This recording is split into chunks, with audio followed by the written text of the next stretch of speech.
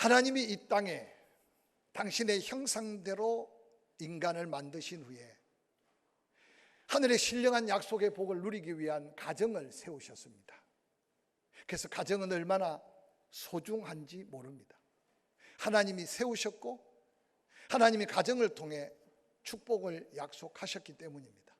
그런데 안타깝게도 이 땅의 첫 가정 아담은 하나님 말씀에 불순종함으로 그 모든 축복을 스스로 놓쳐버렸습니다. 약속하신 예수 그리스도를 보내고 난 다음 예수 그리스도를 통해 구원받은 하나님의 백성들을 하나님은 또 다른 큰 가정을 세워주셨는데 그것이 바로 교회라고 사도행전에는 소개하고 있습니다.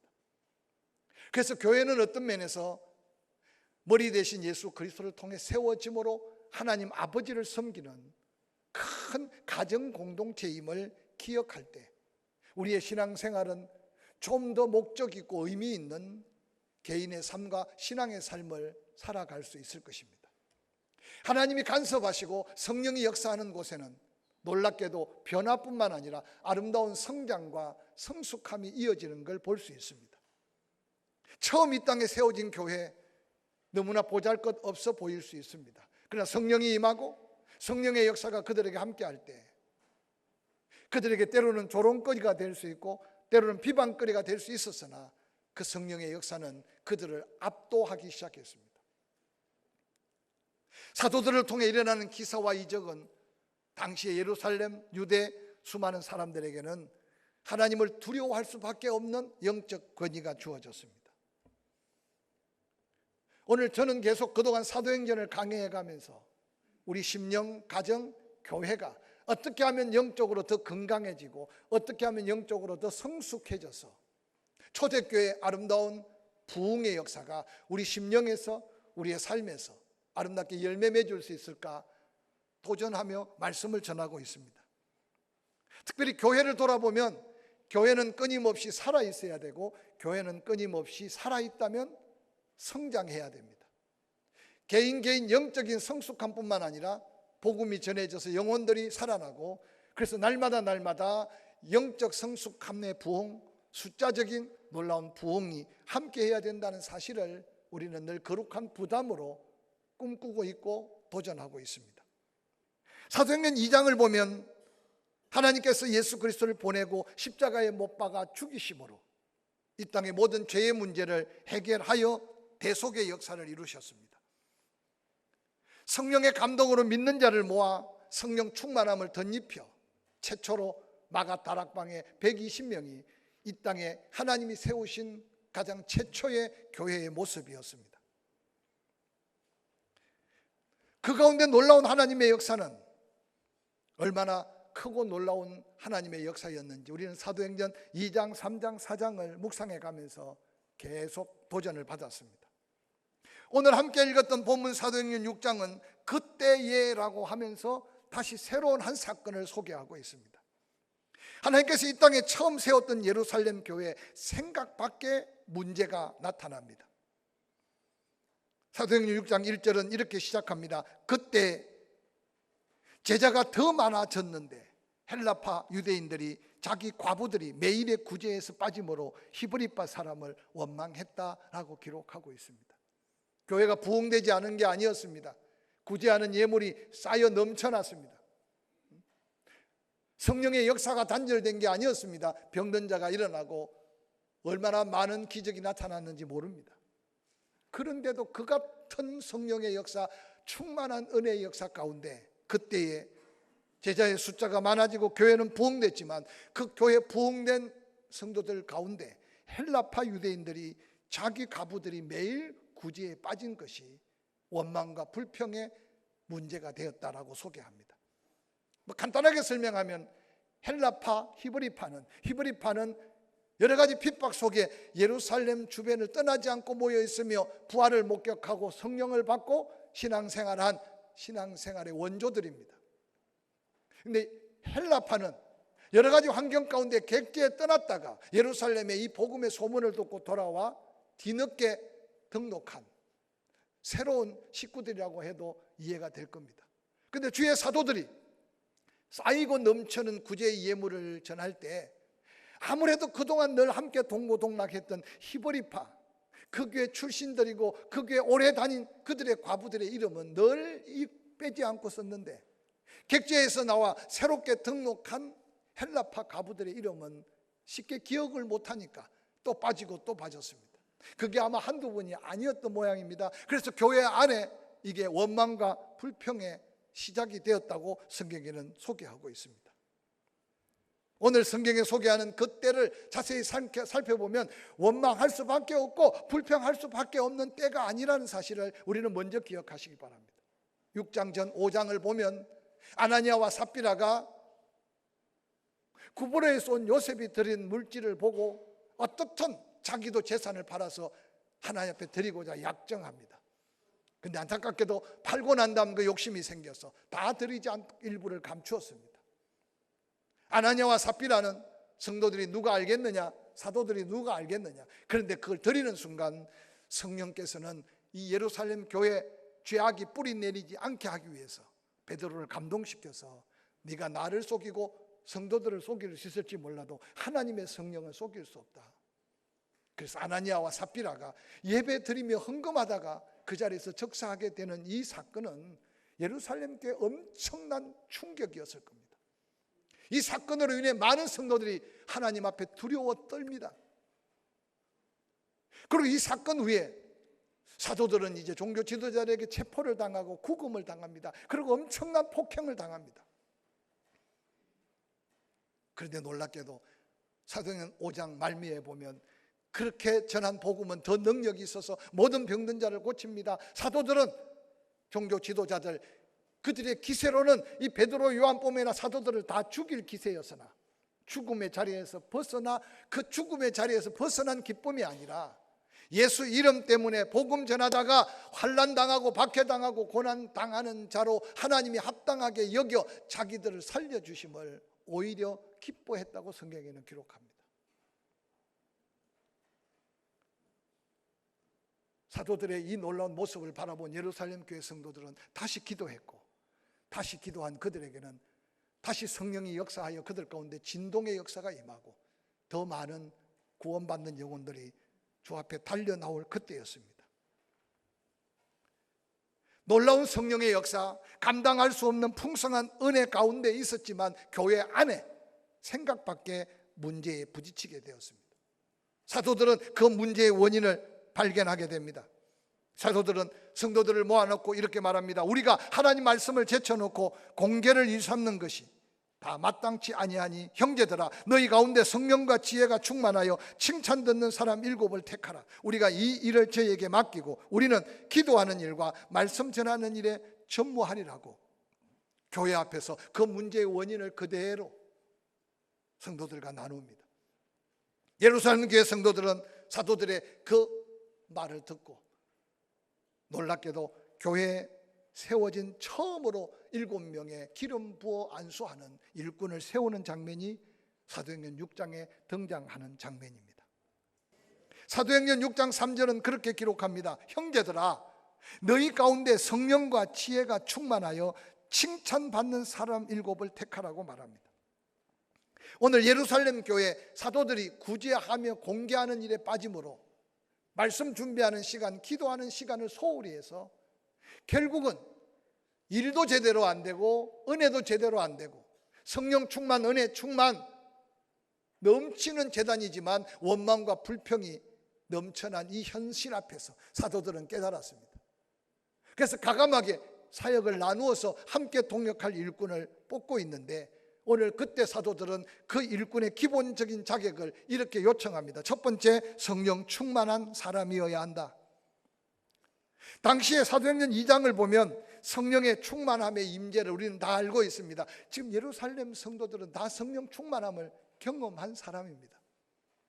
그런데 사도행전의 2장, 3장, 4장, 5장을 지나오면서 처음 그 성령 충만했던 120명 그들 외에도 회개하고 성령 받고 은혜 받고 그래서 성령의 다양한 역사들을 시공간을 초월하며 살아왔습니다. 그런데 다시 하나님의 교회 이 나누고 베푸는 거룩한 사역에 일한 일꾼을 뽑을 때 성령 충만해야 된다는 이 조건은 성령 충만이 지속되기가 쉽지 않음을 함께 염두에 둔 말씀입니다. 우리는 성령 충만을 이해하려면 성령 침례를 먼저 이해해야 됩니다. 예수 믿고 구원받아 마음으로 믿고 입으로 시인하는 순간 내가 예수 그리스도를 나의 주로 고백할 수 있는 것은 믿는 자에게 주시는 성령의 선물, 성령의 인치심이라고 말합니다. 그걸 더 말해서 성령이 우리 안에 이제 내주하신다고 말합니다. 그래서 육에 속한 내가 하나님의 은혜로 구원받아 성령이 내주하는 그 순간을 가리켜 처음 성령이 임한 상태를 성령 침례라고 말합니다. 그래서 성령 침례는 구원받고 내가 마음으로 믿고 입으로 시인하여 받은 성령의 선물, 이례적이고 처음 한 번으로 내게 임하는 성령입니다. 그런데 기억해야 될 것은 하나님이 내게 성령을 선물로 주실 때 내게 처음 임재한 그 성령의 침례의 사건은 완전한 성령, 온전한 성령, 충만한 성령이라는 사실을 기억하시기 바랍니다. 오늘 제자들의 성령 충만함 가운데 부름받은 그들의 모습을 한번 살펴보시기를 바랍니다. 특별히 이 충만이라는 단어가 프레네스라는 헬라어를 쓰는데, 충만이란 뭐냐? 부었을 때 넘쳐남이라는 사실입니다. 성령 충만한 사람은 그래서 하나님의 일을 생각하게 됩니다. 성령 충만한 사람은 육신의 욕심대로 사는 게 아니라 성령의 감동대로 삽니다. 성령 충만한 사람은 내 기분대로 목적대로 사는 게 아니라 성령의 인도함을 받아 순종하는 삶을 삽니다. 뿐만 아니라 성령의 충만한 삶을 살 때 내 인격이 성령의 지배를 받습니다. 뿐만 아니라 내 삶에 거룩한 변화가 나타납니다. 성령 충만함을 따라 사는 자는 성령의 나타남이 다양한 은사로 나타납니다. 여러분 삶에 이 거룩한 변화와 새로운 도전이 내 심령이 살고 내 가정이 살고 하나님의 교회가 교회의 목적과 사명을 감당할 수 있는 능력 있는 교회 공동체를 이룰 수 있음을 기억하시기를 주의 이름으로 간절히 축원합니다. 그래서 이 5월 달에 형편과 사정에 주눅당하지 마시고 다시 한번 성령 충만함을 도전하면서 그 충만함 안에 내게 주어진 은혜의 통로가 가족, 가정, 내 주변을 구원시킬 뿐만 아니라 몸된 교회가 더 행복한 감격의 예배자로 설 수 있기를 주의 이름으로 간절히 축원합니다. 이어서 사도행전 6장 5절에 온 무리가 이 말을 기뻐하여 믿음과 성령이 충만한 사람 7명을 선택합니다.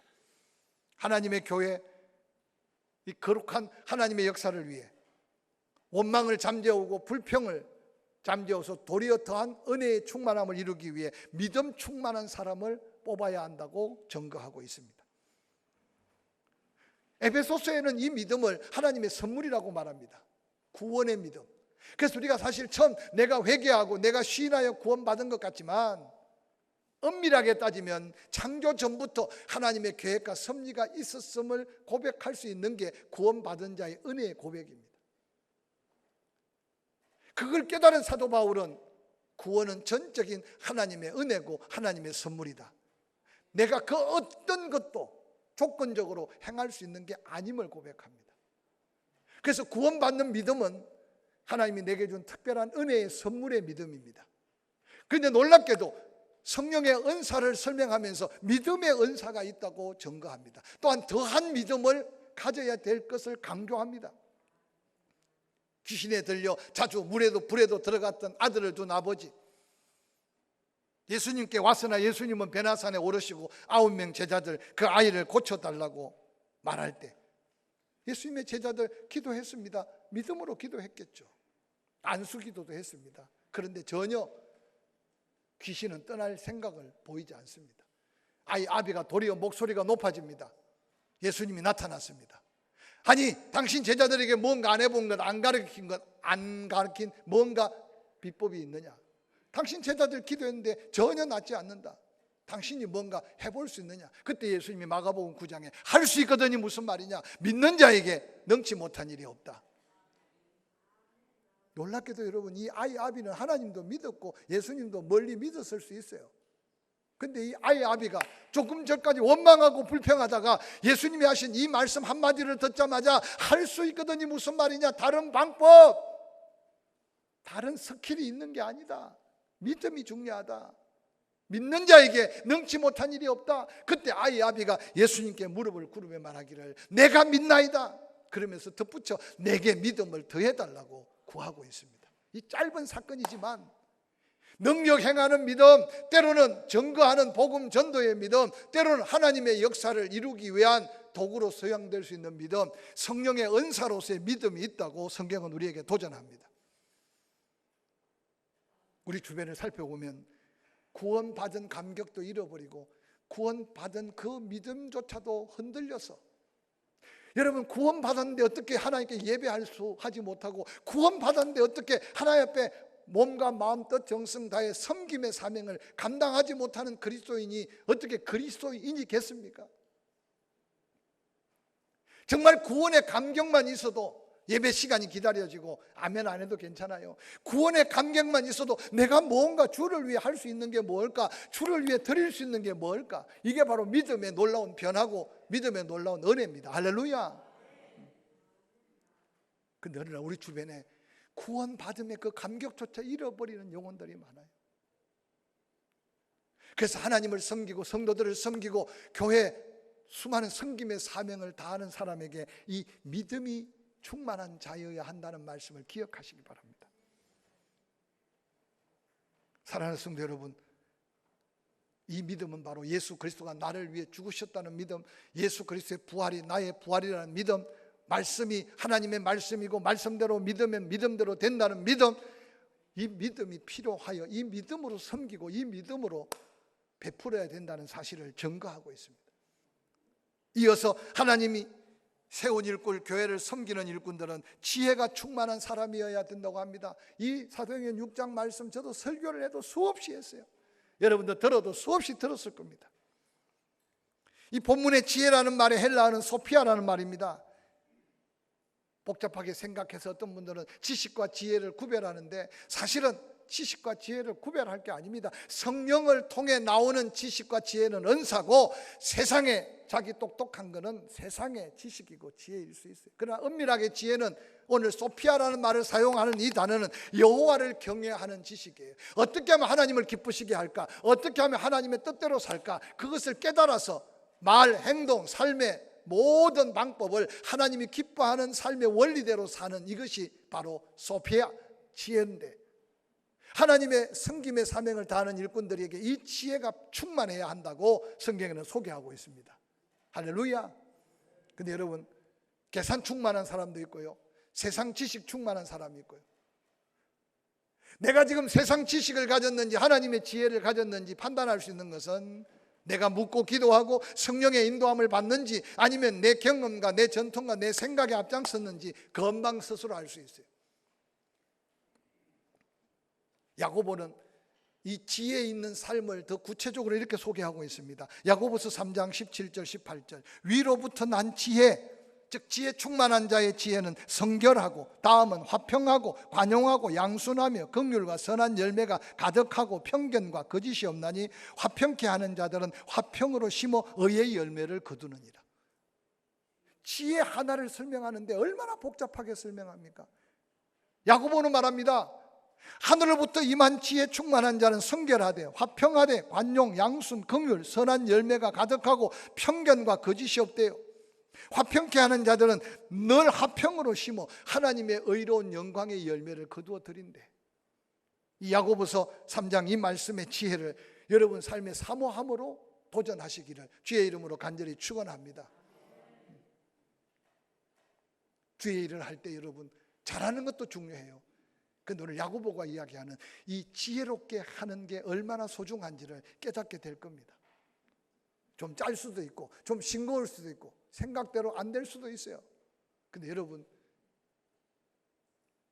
내 생각대로 안 된다고 해서 마음이 상하거나 때로는 내 입에 원망과 불평이 나오면 여러분은 지혜로운 일꾼이 아니라는 사실을 기억하시기 바랍니다. 뿐만 아니라 하나님의 일꾼으로서 교회를 섬기는 일꾼은 칭찬 듣는 사람이어야 한대요. 이 칭찬이란 말은 헬라어로 말투름 메누스라는 단어를 쓰는데, 이 단어의 뜻은 그냥 칭찬이 아니에요. 한두 사람에게 인정받는 게 아니에요. 이 칭찬은 모든 사람에게 인정을 받는 사람. 그래서 안에서 안 새는 바가지는 밖에서도 안 새야 돼. 믿으시면 아멘. 여러분, 이 칭찬받는 일꾼이어야 함에 거룩한 부담이 가정에서, 삶에서, 직장에서, 교회 공동체를 섬겨가면서 이 자격 앞에 당당할 수 있기를 주의 이름으로 간절히 축원합니다. 사도 바울은 이 칭찬받는 사람의 함을 설명하면서 디모데에게 더 구체적으로 이렇게 증거하고 있습니다. 디모데전서 3장 8절부터 13절 말씀 다 함께 읽어볼까요? 시작. 이와 같이 집사들도 정중하고 일구이연하지 아니하고 술에 임박이지 아니하고 더러운 일을 탐하지 아니하고 깨끗한 양심에 믿음의 비밀을 가진 자라야 할지니 이에 이 사람들을 먼저 시험하여 보고 그 후에 책망할 것이 없으면 집사의 직분을 맡길 것이요 여자들도 이와 같이 정숙하고 모함하지 아니하며 절제하며 모든 일에 충성된 자라야 할지니라. 집사들은 한 아내의 남편이 되어 자녀와 자기 집을 잘 다스리는 자일지니 집사의 직분을 잘한 자들은 아름다운 지위와 그리스도 예수 안에 있는 믿음의 큰 담력을 얻느니라 라고 말합니다. 이 야고보가 증거하고 있는 8절부터 13절 바울이 디모데에게 건면하는 이 말씀에 뭘 덧붙일 이야기가 뭐가 있겠습니까? 오늘 하나님을 섬기는 일꾼으로서 가정 안의 모습뿐만 아니라 주변의 세상 사람들과의 관계, 그 모든 사람에게 칭찬 듣고 인정받아야 함을 강조하는 이 거룩한 부담이 그리스도인으로서 하나님 앞에 각양각색의 직임 직분 앞에 당당하게 설 수 있을 때 가정이 서고 교회가 새로워지는 거룩한 역사를 하나님은 약속하고 있습니다. 놀랍게도 이 직분을 잘한 자들은 아름다운 지위를 약속하셨습니다. 아름다운 지위가 뭐겠어요? 인정받고 존경받고 다른 사람 앞에 높임받는 거룩한 은혜를 약속해 주셨습니다. 뿐만 아니라 믿음의 담력을 주신대요. 믿음의 담력을. 작은 일을 순종했으니 큰 일을 맡기듯이 작은 사명 감당하니 큰 사명도 감당할 수 있도록 우리의 삶 속에 이 놀라운 믿음의 큰 담력의 축복을 우리 모두가 섬김의 자리에서 경험할 수 있기를 주의 이름으로 간절히 축원합니다. 예루살렘 교회 그렇게 은혜 충만, 성령 충만했는데 원망과 불평이 가득할 때 그것을 새로운 조직, 새로운 일꾼을 세움으로 다시 한번 예루살렘 교회 제2의 부흥의 역사를 성경은 이렇게 소개합니다. 사도행전 6장 7절입니다. 함께 다 읽어볼까요? 시작. 하나님의 말씀이 점점 왕성하여 예루살렘에 있는 제자의 수가 더 심히 많아지고 허다한 제사장의 무리도 이 도에 복종하니라. 오늘 사도행전 6장 7절은 문제가 해결되고 해결될 때 함께 섬겼던 수많은 동역자들로 인하여 교회가 다시 한번 제2의 부흥을 이루는데 하나님의 말씀이 점점 더 왕성했다. 예루살렘의 제자의 수가 더 많은 걸 넘어서 더 심히 많아졌다. 이 놀라운 부흥을 한번 꿈꿀 수 있는 저와 여러분이 될 수 있기를 주의 이름으로 간절히 축원합니다. 거기다 덧붙여서 허다한 제사장의 무리도 이 도에 복종하니라. 여기가 키포인트예요. 당시에 예루살렘에서 가장 전도하기 어렵고 가장 예수 안 믿을 존재들이 누구냐? 제사장의 무리라고 해도 지나치지 않을 겁니다. 그런데 그 엄청난 박해 속에 고난당함이 기쁨으로 여기고 뿐만 아니라 원망과 불평 속에서도 섬김의 자들이 사명을 다시 회복하고 섬기면서 허다한 무리들이 더 심히 제자의 수가 많아진 그때 놀랍게도 저들은 도저히 구원받지 못할 사람, 저들은 도저히 예수 안 믿을 사람, 제자의 무리들이 복음의 도, 구원의 도에 복종하는 역사가 바로 문제다음 하나님을 섬겼던 아름다운 일꾼들로 인하여 생긴 놀라운 부흥의 역사였습니다. 우리 모두가 놓쳐버린 친척들, 놓쳐버린 친구들, 내 주변의 가족들, 내가 바로 서면 이 같은 구원의 역사가 가정 안에 우리의 삶의 주변에 다시 한번 제2의 예루살렘 교회 부흥이 우리가 다시 꿈꾸는 포항 침례교회 제2의 부흥을 함께 도전하는 우리 모두가 되기를 주의 이름으로 간절히 축원합니다.